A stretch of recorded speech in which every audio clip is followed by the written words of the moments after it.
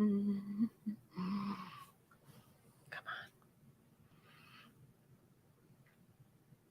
There it is.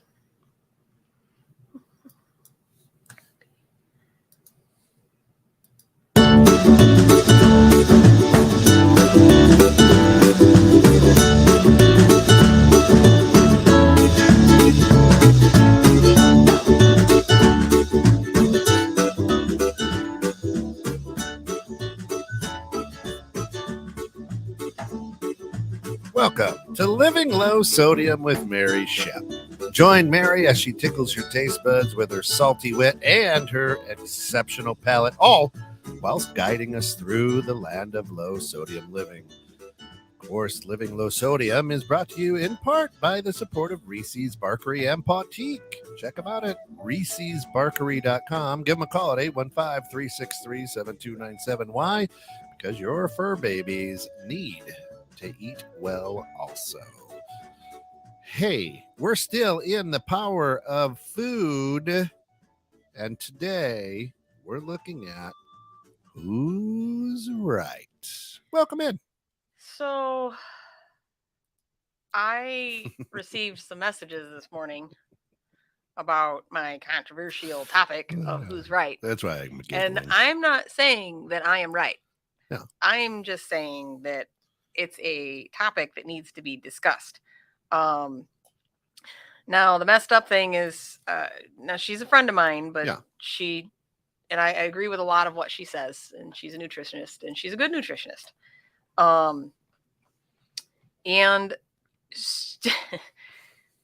But there's so much about what to eat, what not to eat, when to eat, when you shouldn't eat, what time to eat.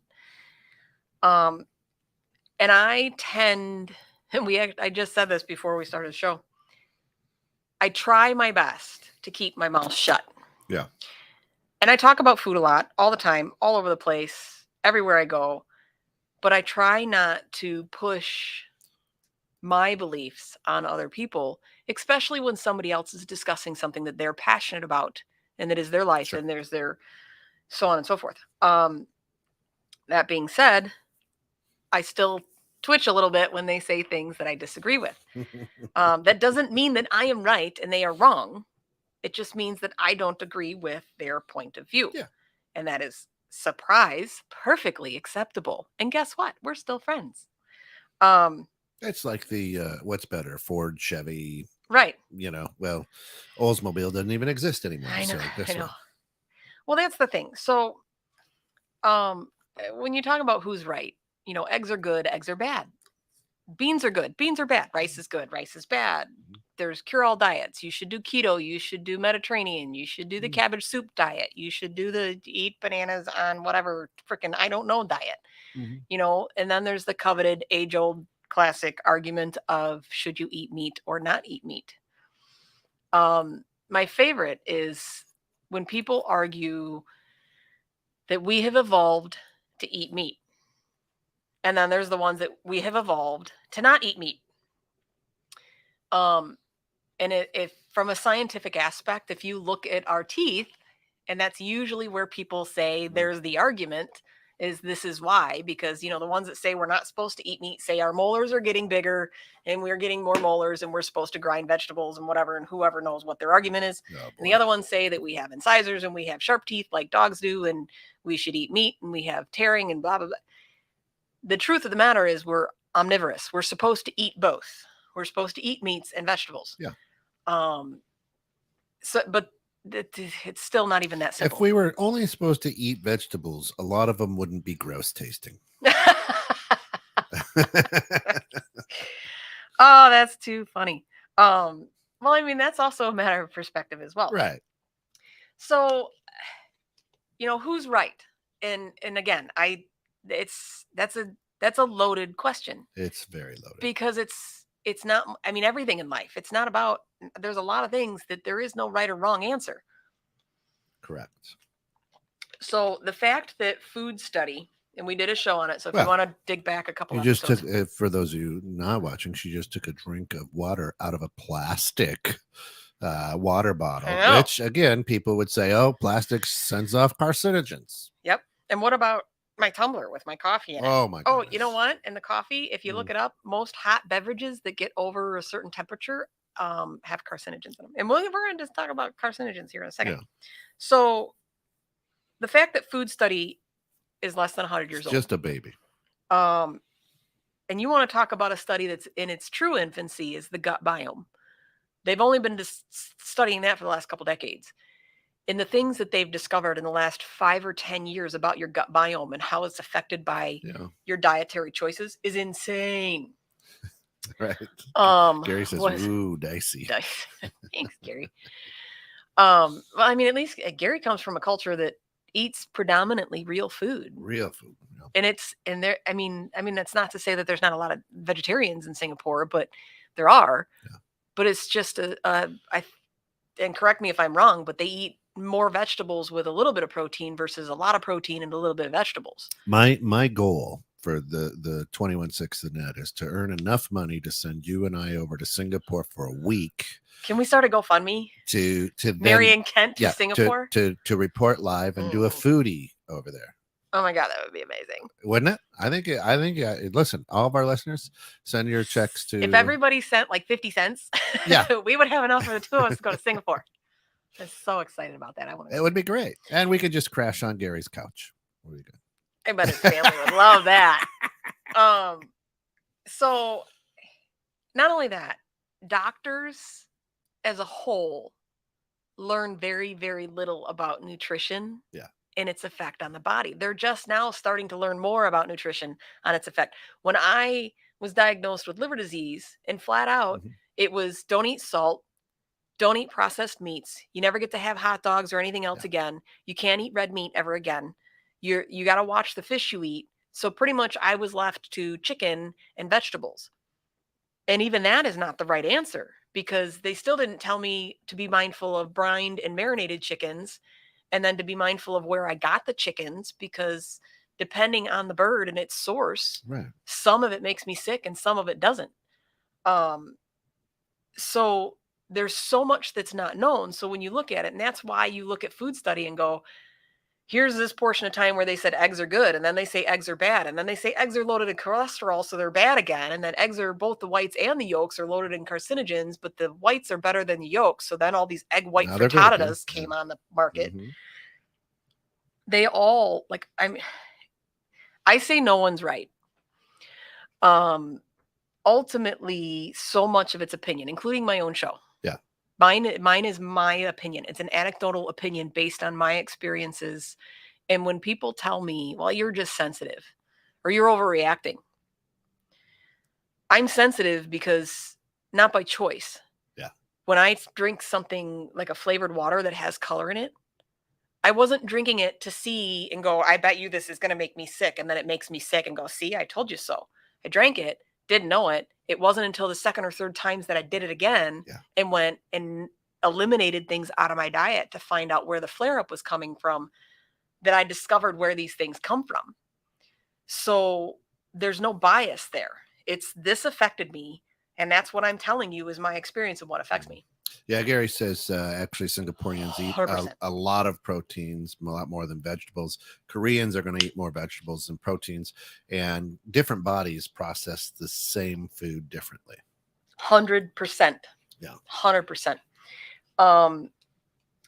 And so that's, I mean, I can only tell you my experiences, and thankfully for those that I share my experiences with, I am super sensitive. Yeah. So since we've briefly touched on carcinogens, let's talk carcinogens.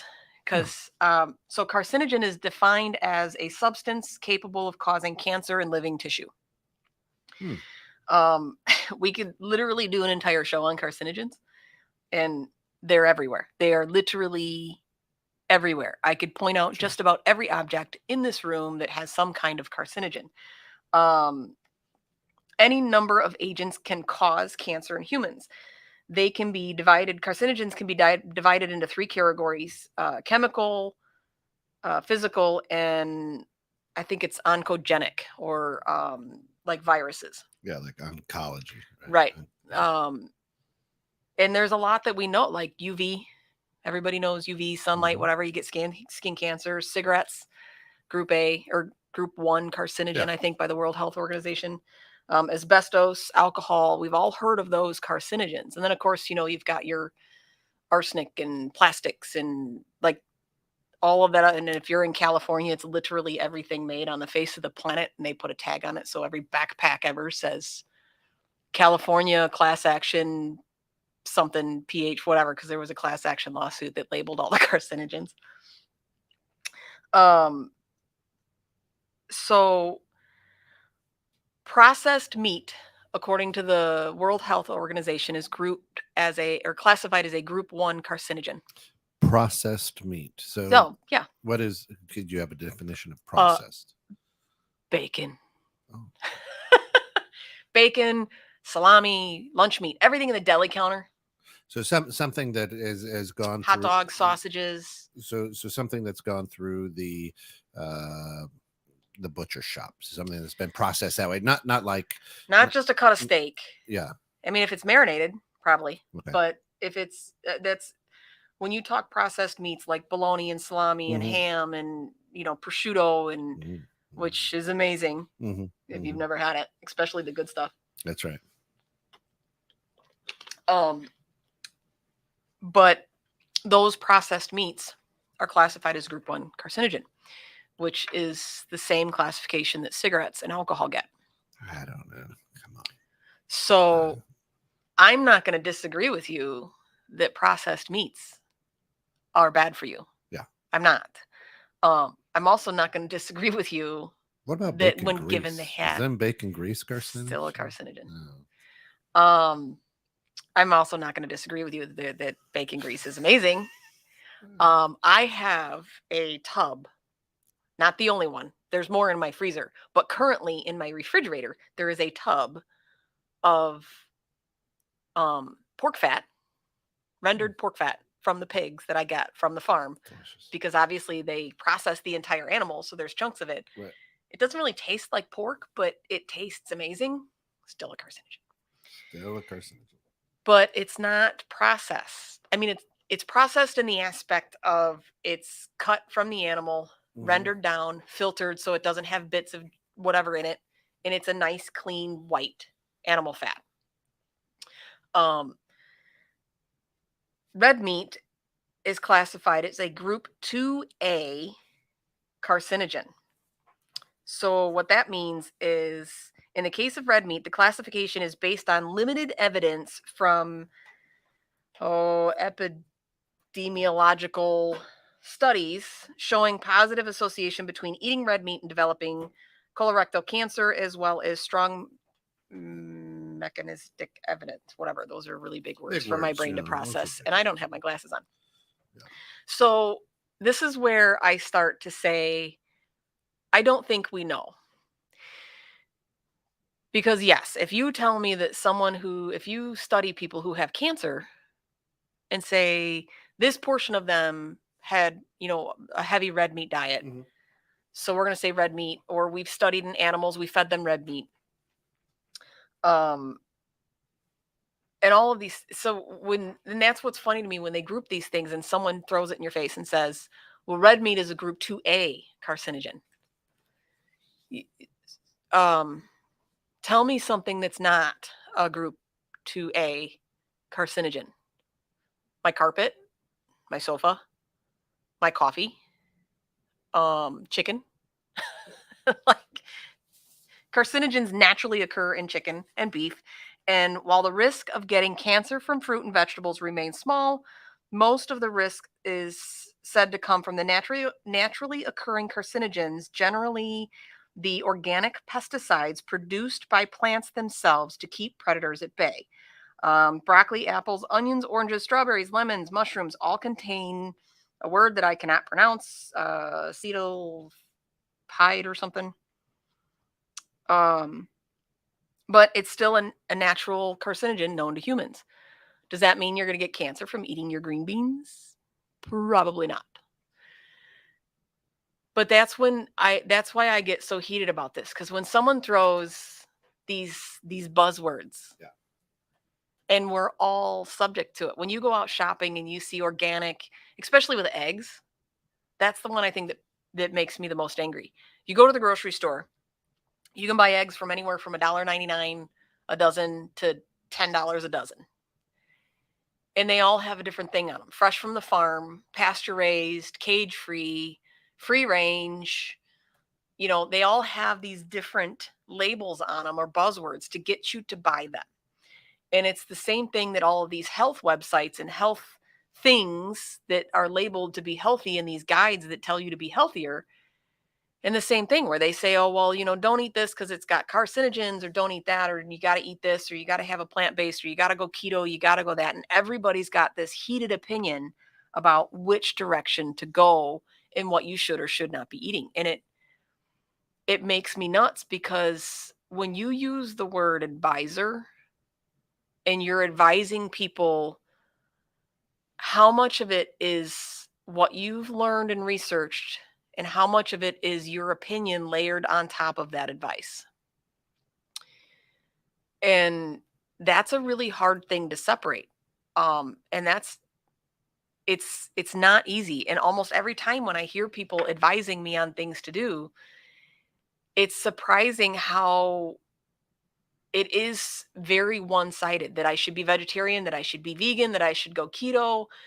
And ultimately, they don't ever take into consideration what my specific needs are. If I went on a keto diet, it could shut down my organs.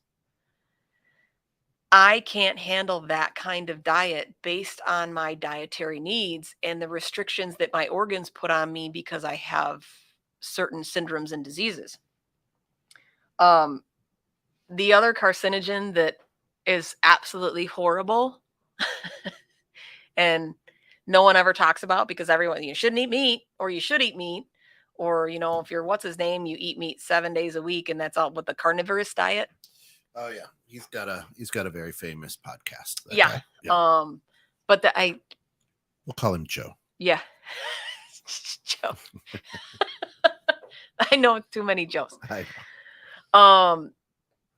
But that's what's so funny, is you've got one side of the fence saying you should live on a carnivorous diet, and you got one side of the fence saying you should be on a vegan or vegetarian diet, or the raw diet. Like, raw romaine lettuce can kill you. So can sushi. So can I'm not going to be able to remember what it's called. Tartar. Tartar, right? Yeah. Which is the beef version of sushi, and I can tell you firsthand, it's amazing. Delish. I mean, as a little girl, I'm not going to lie, I used to steal raw hamburger from the bowl when my mom was making meatloaf or meatballs or whatever. Yeah. I'm still here. I mean, that's probably why I messed up between growing up in McCollum Lake and eating raw hamburger meat. Right. So might be part of my problem. So just a question for you. Purple. So you eat as clean as you possibly can. I try. That adds how many years to your life? I think it added like 10. But then my genetics and fate and life and whatever the method of time and path and I am on took away 15. Right. Right.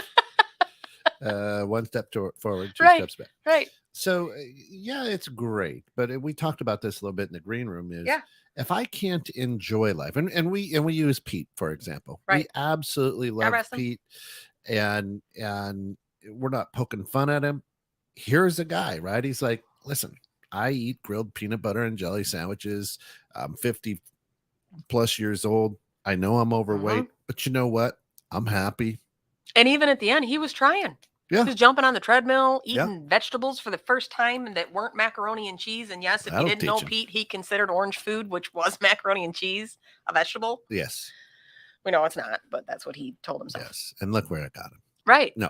Right. Should have stayed dirty. I don't know. For all we know, he's better than we are right now. That's right. God only knows. So the answer is, it's selfish, right? For me to go, listen, Mary, I don't want you to enjoy your life and be happy with your vices, because I want you to live forever. Right. And yet I could step outside and be struck by lightning and die tomorrow. And you lived miserably because I forced my opinion on you to say, I want you to live forever. Right. And that's what this argument has come up so many different times Mhm. in so many different ways. In my own personal life, it's come up on two fronts. One, because you're right, I eat healthier than most. Mhm. I haven't drank or smoked cigarettes since 2015 when my liver failed. And yet in 2019, my immune system decided to eat a hole in my spine, and I am partially paralyzed with pain and suffering the rest of my life, and there is nothing to be done about it. And it's like, well, how it's not fair. Right. But I'm also not unhappy. And I mean, the last little thing on carcinogens is everybody, Anne Burrell, the chef, always says Yeah. brown food tastes good. And I always talk about the Maillard reaction, especially being low sodium. You want your food to taste good, you need that Maillard reaction to get that brown, crusty on your vegetables, your beef, your chicken, whatever you're cooking. You can grill a steak with nothing on it or a piece of chicken with nothing on it. You get those nice brown grill marks. And that Maillard reaction is a carcinogen. So I don't care if you take something that doesn't have carcinogens in it naturally, like a banana, and flatten it and grill it. You just put, and I don't care how you do it. You do it in a pan, you do it in a nonstick pan with carcinogens, you do it in a cast iron pan, you do it in a grill, you do it on a stick over an open flame. Yeah. That process is adding carcinogens. So it's the beautiful brown part of food, between the fact that it naturally occurs in most things, it always occurs on things that you cook or heat to a certain point, including your beverages,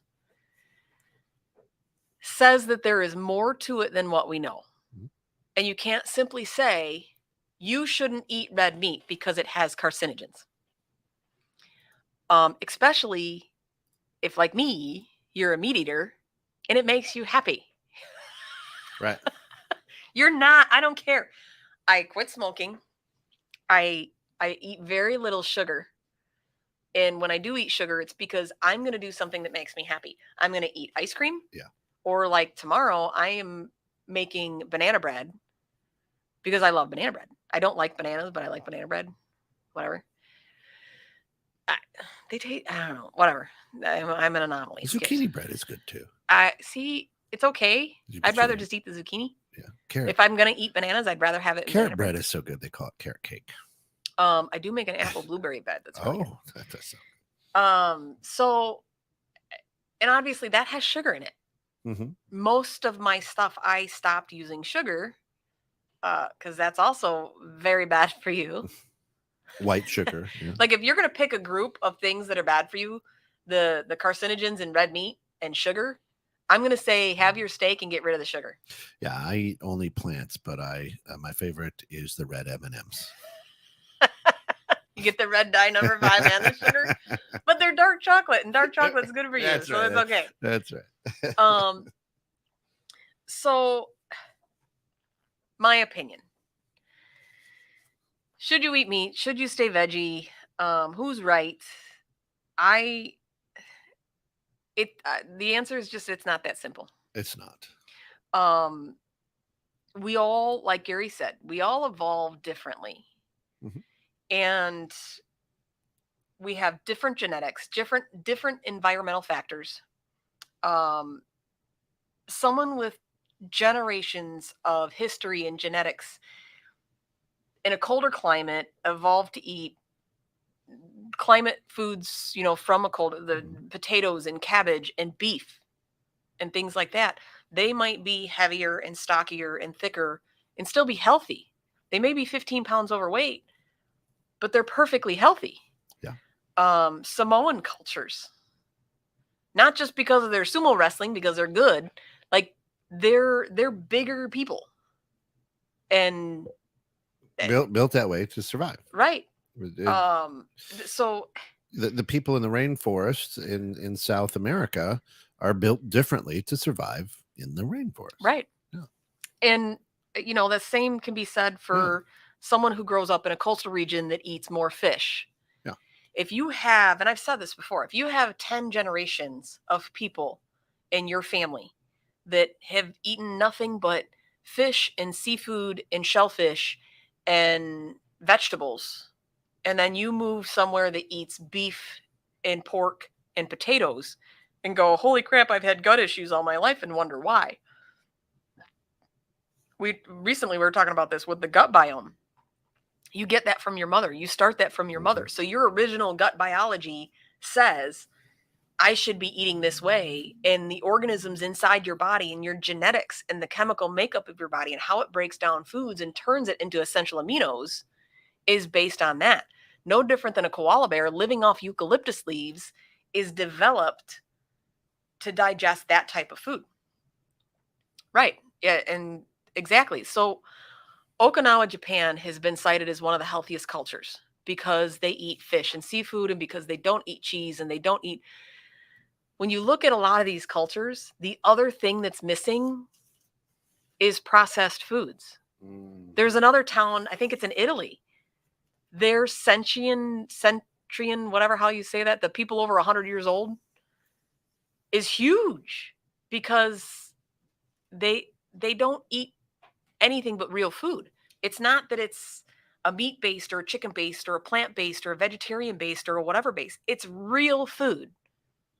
So when you talk about what the secret is, I think the secret is that, is eating real food. And if you're here or anywhere, not just the States, if you're anywhere, if you move to Singapore and lived with Gary and suddenly are eating what they eat there, you're probably going to be sick for a few weeks. How many people tell you on what's Dawn's thing, because she's traveling overseas, bring Imodium? Yeah. Why do you think they tell you that? Why do you think so many of these show hosts stop doing their traveling shows? Because every time they drink the water or eat the food, their gut biology is not made to eat what they eat. And even if it's a steak over there and a steak over here, the bacterial component of those foods is different than what we have here. Yeah. So you need to grow, and thankfully the body is an amazing thing. It can acclimate to those things surprisingly quickly. So that's why I hate the word diet, because there is no diet for everybody. So when someone says, cabbage soup diet or keto diet, or a lot of people when they go on the gluten-free diet, the problem with the gluten-free diet, and the reason, not the problem, but the reason why it works is because so many processed foods have gluten in them. You're forced to eat real food. So shocker that you lose weight and feel better because you're eating real food. That's it. It's so the other thing that I've discovered is people don't seem to talk about the source. They do on specific things. So you talk about a food source like fish, and you say, oh, well, you got to watch where it comes from, because if it's farm raised or it's this raised, or if it's in this ocean or that ocean or from this processor, it's going to have mercury in it. It's going to have pollutants in it. It's going to have this in it. It's going to have that. So everybody, got to watch where your fish comes from. How is it that we can make that association, but we don't think that the same association can be made with where our cattle comes from, where our poultry comes from, where our eggs come from? And Kent and I were just talking about this with eggs. You get spoiled on farm fresh eggs. Yep.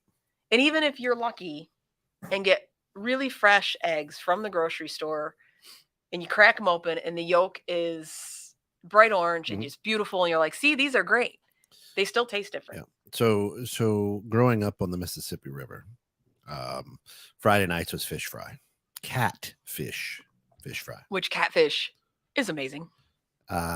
Moving away from, and you have a catfish, you're like, this doesn't taste like catfish at all because it's farm raised. You didn't taste the mud. You didn't taste they're bottom feeders, right? You didn't taste all that because they've been swimming in a pool or whatever. Oh, well, these are farm raised. Well, these are horrible. I don't like catfish anymore. Right. This is not catfish. I need to taste the mud. That's the thing, is they've actually started to show that the nutrient compounds are different. Like chicken isn't chicken.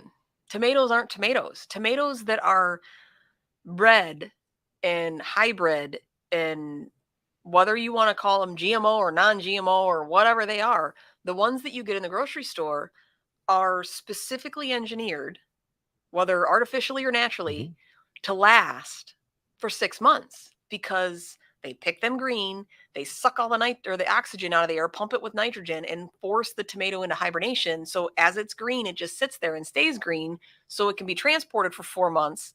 And then when they open the box and unseal it, and oxygen goes in and the tomato starts to ripen, by the time they put it on the grocery store from that semi-trailer, then it starts to ripen, which means that to get those qualities to last long means that it needs less of the sugars and the compounds that make it taste good, which also means they've altered the nutritional aspect of that product. And you can't tell me that the same. So Joe Wanda, who was on our show a couple weeks ago, you can't tell me that if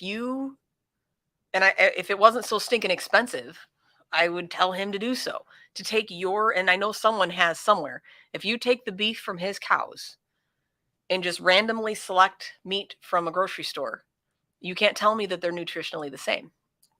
I'm not saying that the one in the grocery store is nutritionally void, but it's not the same. And the thing about that is we still don't fully understand how our body processes a lot of these foods. Why is it okay and beneficial to eat?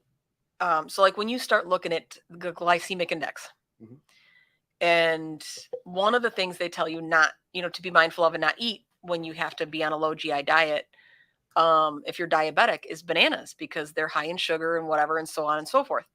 So if that's the case, when you actually read, there's certain people who have published studies that show, in fact, you can eat bananas. You should eat bananas because the health benefits from bananas, even though they're high in sugar, but you're better off eating them when they're a little bit greener and they're significantly lower on the glycemic index. It's absolutely bananas.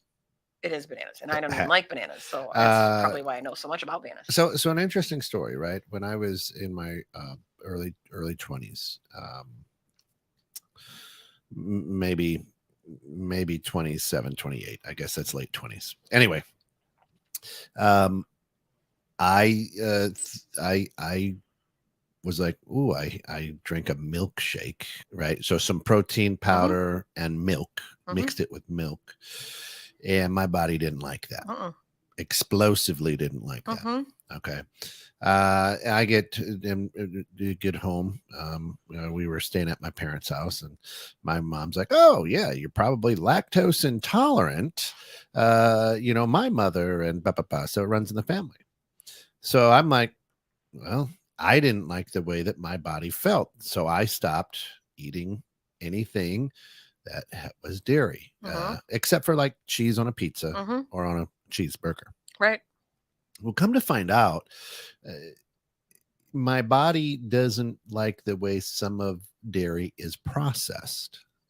So I can have a Greek yogurt per se and be fine. I can't drink a milk.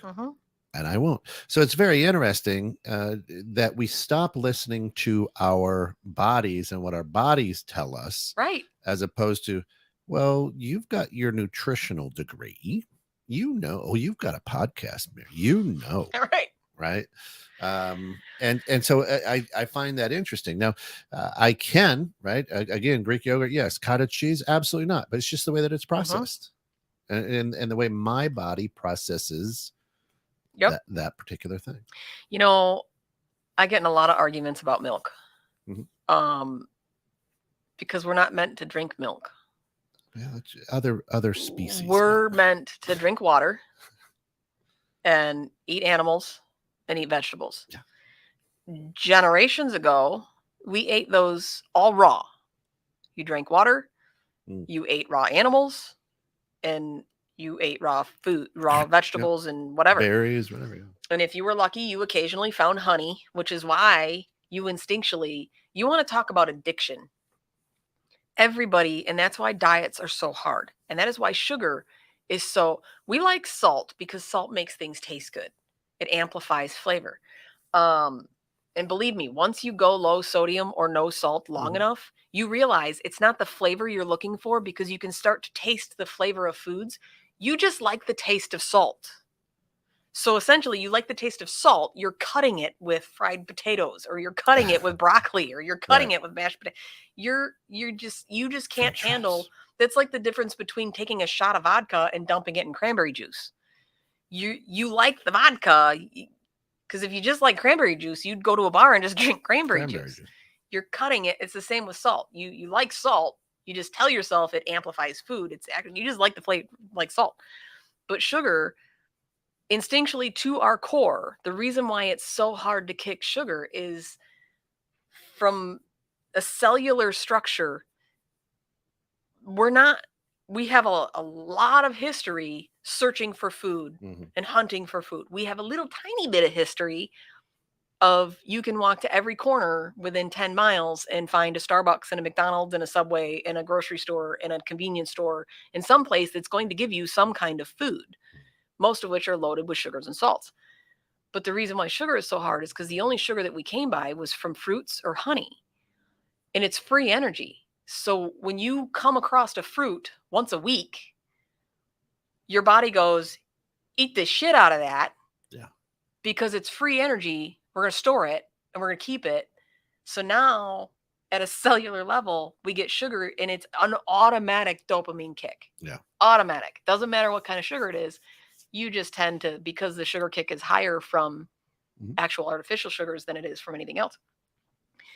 But that, it's funny to me that the dairy thing is such an argument, and people get so heated about it. The biggest reason, so dairy is a great source of calcium. And if you can get milk raw from a farm, I'm telling you, tastes completely different than the milk that you get in a grocery store. It's literally like having a chocolate shake versus a strawberry shake. It is not on the same level playing field or anything as the stuff you get in the grocery store. And your body processes it different. Very much like if I put salt on my food, my body has to process the sodium chloride differently than it processes the dietary sodium that is balanced with the fiber and the glucose and the fructose in a piece of fruit. So when people argue with me about milk and how we need dairy products, and of course in the 90s it was heavily pushed with the food pyramid, and late 80s and whatever, and everybody needs, their milk and their took grains. it out of a pyramid and put it on the plate. Right. A large plate. Which, A, that pyramid is a lot of food. B, a large portion of the world is lactose intolerant.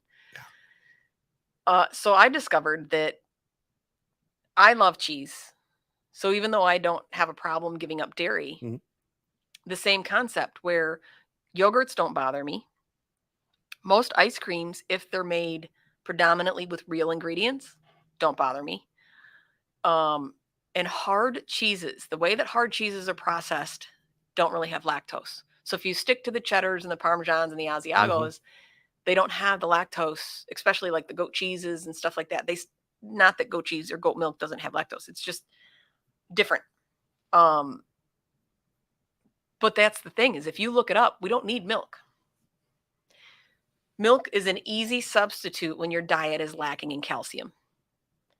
So if you don't have the ability to feed your family a balanced nutritional diet and you have to cut corners, that's the messed up thing, is milk and cheese and dairy is that cut corner to get you. And most stuff like that is still fortified, like orange juice. When it's like, oh, let's get your calcium, and it's fortified with calcium. It's still a man-made processed product, which, believe me, after I started eating healthier, even stuff like that that's fortified with other ingredients that's not a natural product kills me. And it goes to show you don't know how bad you feel until you feel better. So, well, could this, and I don't know if you've studied this, could the carcinogenic levels be because most people in the world are dehydrated, and it doesn't flush your body quite the way it should? That's the thing, is when you want to go down the carcinogen rabbit hole, it's very much like a germaphobe, Yeah. where do you stop? That, you know, is there germs on the door handle? Is there germs? Did I shake your hand? Yeah. Did you wash your hands? But did you wash your hands? If you touched the doorknob after you washed your hands, did that mean you now have germs on your hand? And like when you go down that carcinogen rabbit hole and say, okay, my chapstick, my perfume, my deodorant, my laundry soap, my dish soap, my water, for instance, our community where I live is currently in the middle of litigation with a water treatment facility because they had to shut down half the water treatment plant because they discovered once they got tested that the carcinogens and the bad shit in the water's through the freaking roof. So now, not only is half of our water plant shut down, but every single day you turn on my water tap and it smells like a swimming pool. And your swimming pool shouldn't even smell like a swimming pool. If you have the guy who properly chlorinates your pool shouldn't even smell like a swimming pool. Right. So, and it's funny because it's not the chlorine that's the problem.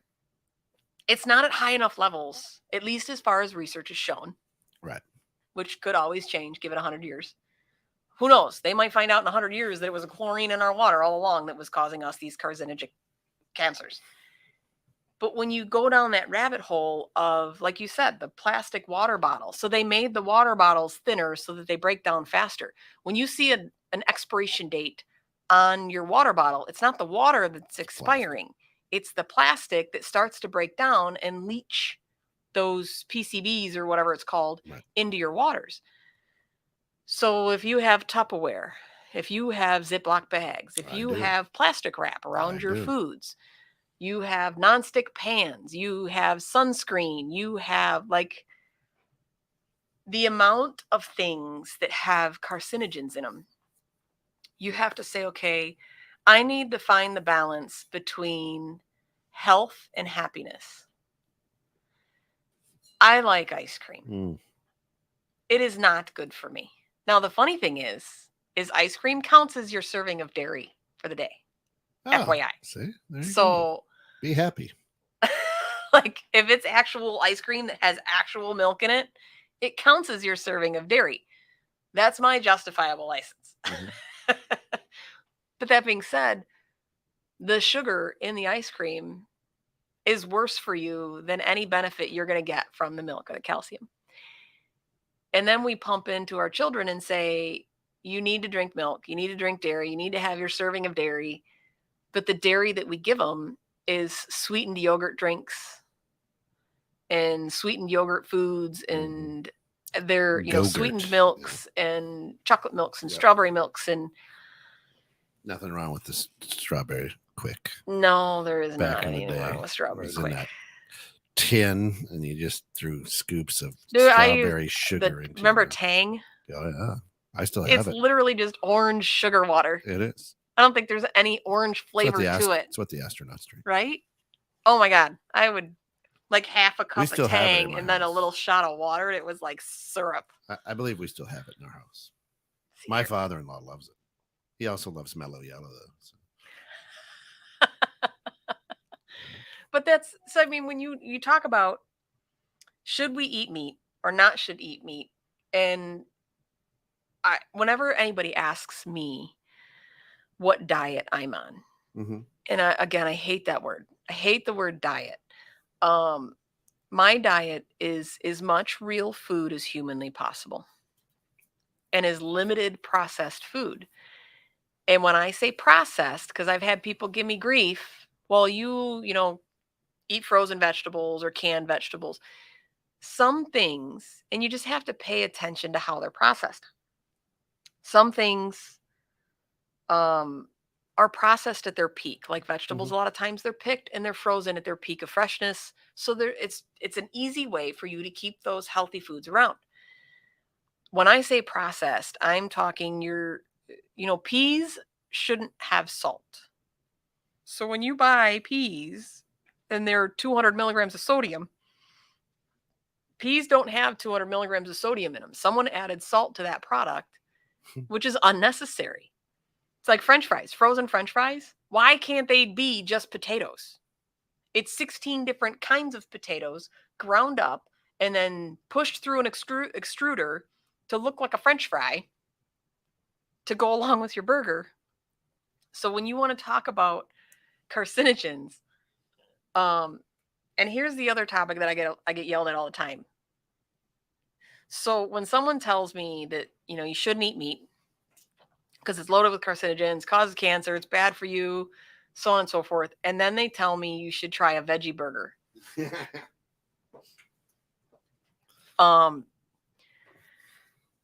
If you've never gone full vegetarian, you're going to have some serious dietary gut distress. You bet. Because when you're eating nothing but vegetables and fruit, your fiber intake is way different than when you have a balanced protein and vegetable diet. So if you're talking a veggie burger that some chef who's really good at what they do, ground up black beans and lentils and vegetables to make a veggie type patty, I will try that. All day long, I will try that. When you tell me that somebody needs to try an Impossible Burger, or they actually make meat now, chemically produced meat. Yeah, Bill Gates is working on a meat substitute meat. What? Synthetic meat or something. Yeah. I might as well eat my plastic bottle. All right, now what I said, and I will stand by this. I don't know why he's trying to make a different meat source other than meat, but if he's doing it to rid the world of hunger, I think that the perspective from that is, and we talked about this a little bit, because the global carbon footprint from meat production, food production, cattle, poultry is huge. Soylent Green. That doesn't even sound appetizing. I was going to say, I don't know what that is, Gary, but that doesn't sound pleasant. I think that's Bill Gates' meat. Oh, he needs to come up with a different name. Yes. That sounds like something that'd come out of an Alien. What's that movie, Paul? Paulie? No, Paul. The Alien. Of course, now I lost my train of thought. Yeah. So the carbon footprint on beef and poultry and chicken and all that stuff. So because Bill Gates and the Gates Foundation is one of the largest, if not the largest, owner of farmland in the United States. Yes. Argue which side you want. There's the conspiracy theory side of he's evil and he's implanting microchips in our body, and there's the holistic hippie, he wants to better our planet and blah, blah, blah. I don't know Bill Gates. I've never met the man. I've never had a conversation with him over my carcinogenic coffee to ask him his view and why he's doing it. I know he's a billionaire, trillionaire, whatever the hell he is, but he's probably got ulterior motives, and maybe he does really have the best things at heart. But it's a movie, Soylent Green. Oh, starring Charlton Heston. Oh, yeah, I think I know what you're talking about now. I'll have to look it up. Yeah, I don't. That's where they eat people. They use people for meat. So it's a movie where they're like, "Oh, this is great." Yeah, there's a lot of things like that. I would think we as a species would make aliens sick.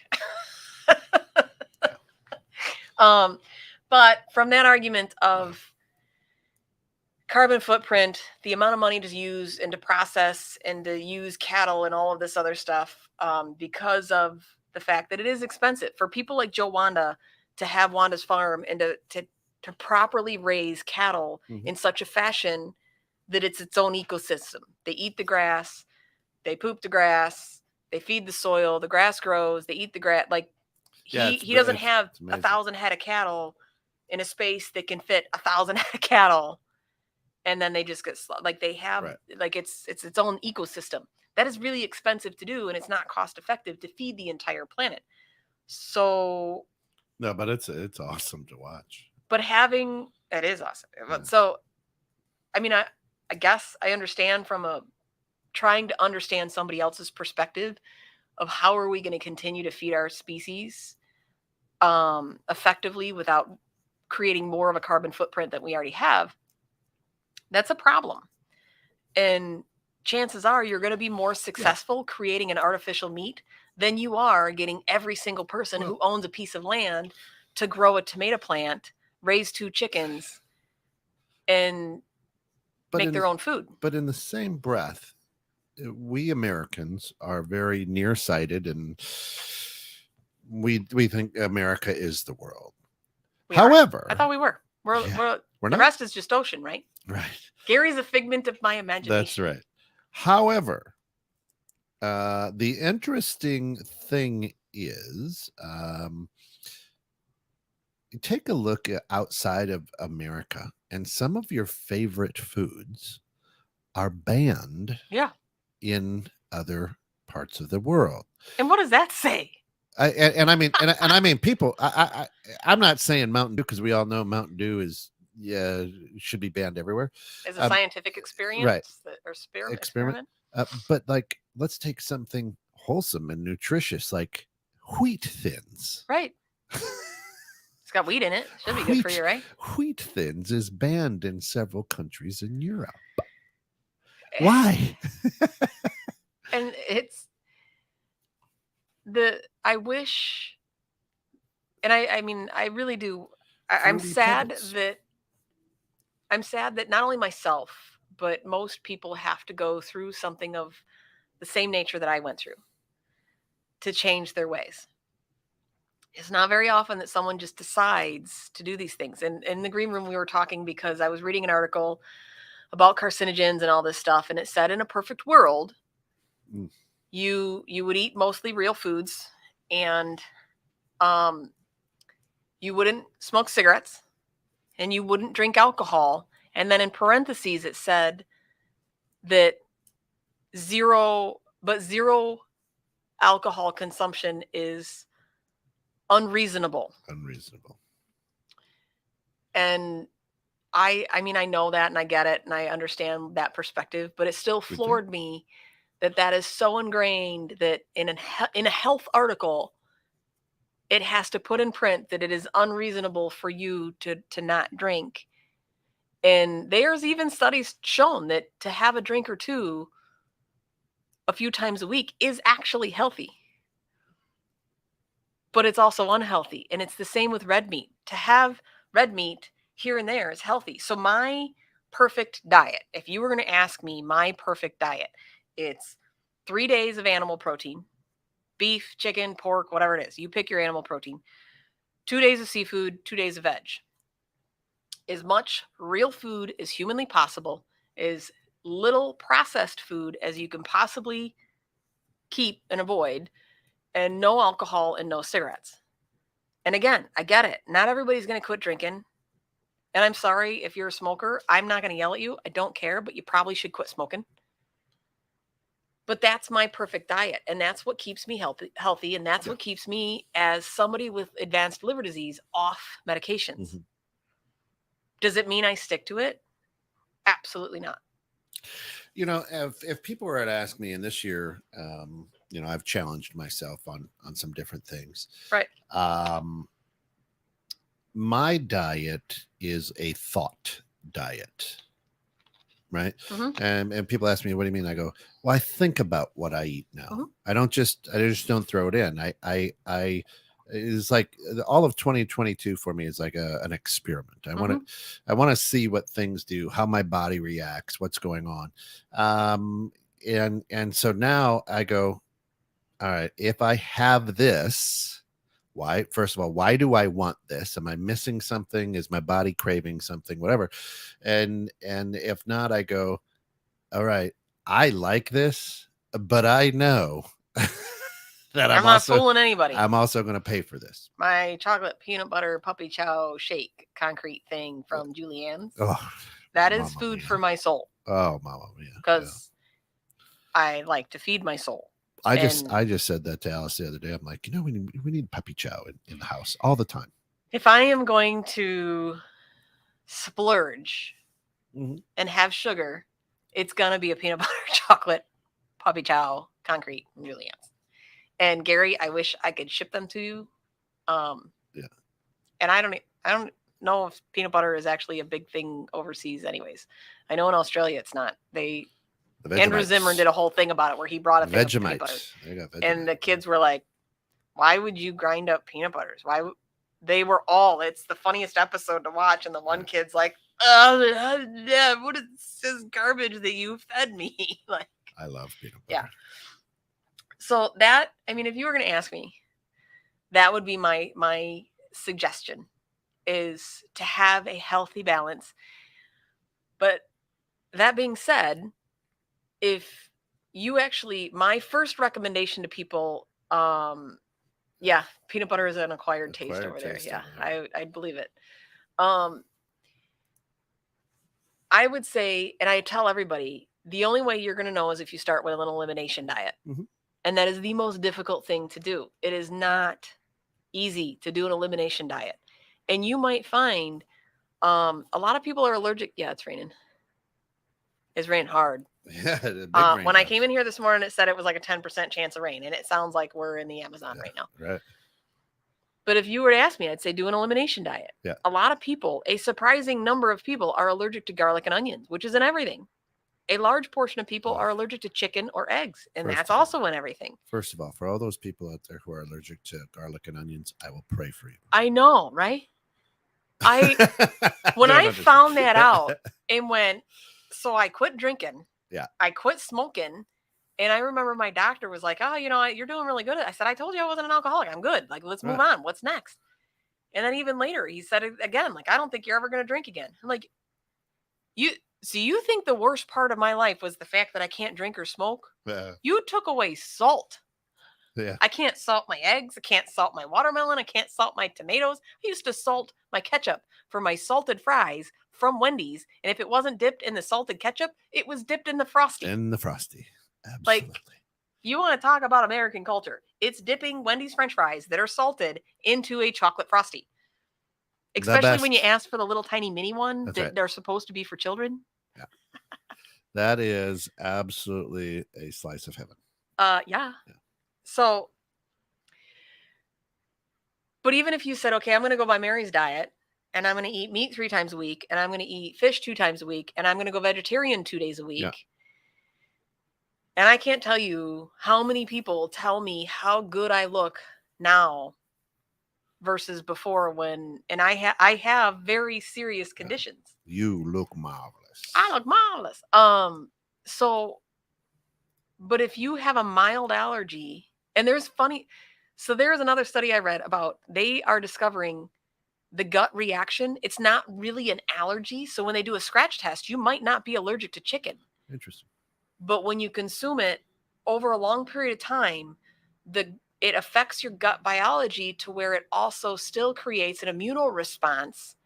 So it takes months for them to discover that you have an issue to this and shouldn't be eating it. Sure. You don't find that out until you do an elimination diet and then eat chicken one day and go, ugh. I mean, who knew that was going to make me sick? Growing up in the 70s, so we're very, very conscious of eating healthy. So we had like things like shredded wheat for breakfast. I was going to say shredded wheat with milk and 2 pounds of sugar. And so, I mean, that's the thing. So there is no right answer. Is the answer to who's right? Well, I think the right answer is this: